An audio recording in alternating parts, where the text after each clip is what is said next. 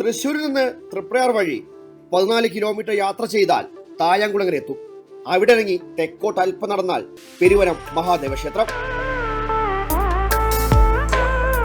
പൂരുമഹർഷി തപസ്സു ചെയ്തിരുന്ന കാട് പൂരുവനം. പൂരുവനം എന്നത് പെരുവനമായി മാറി.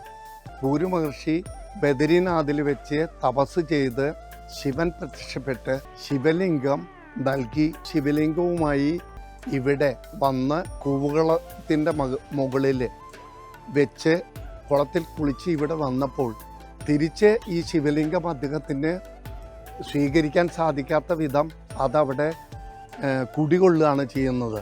മാടത്തിൻ്റെ മുകളിൽ പ്രതിഷ്ഠിച്ചുകൊണ്ടും സാക്ഷാൽ പരമശിവൻ മാടത്തിലപ്പനാണ്. 1443 കൊല്ലമായിട്ട് പെരുവനം ആറാട്ടുപുഴ പൂരം ആഘോഷിക്കപ്പെടുന്നു. പെരുവനത്ത് തെക്കേ ഗോപുരനടയിൽ ശാസ്താവിൻ്റെ പാണ്ഡ്യമേളം ആരംഭിക്കുന്നു. തുടർന്ന് ഇവിടുന്ന് ശാസ്താവ് കിഴക്കേ നടവഴിയിലേക്ക് ആനയിക്കപ്പെടും. ആ നടവഴിയിലാണ് പാണ്ഡ്യമേളം കൊട്ടിക്കലാശിക്കുക.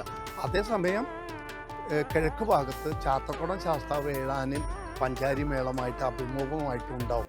ഒരുപാട് കഥകൾ പറയാനുണ്ട് ഈ മണ്ണിന്. എന്തായാലും തൽക്കാലം നമ്മൾ വിട്ടേക്കുന്നു. അടുത്തൊരു വീഡിയോ വീണ്ടും കാണാം. Okay, by.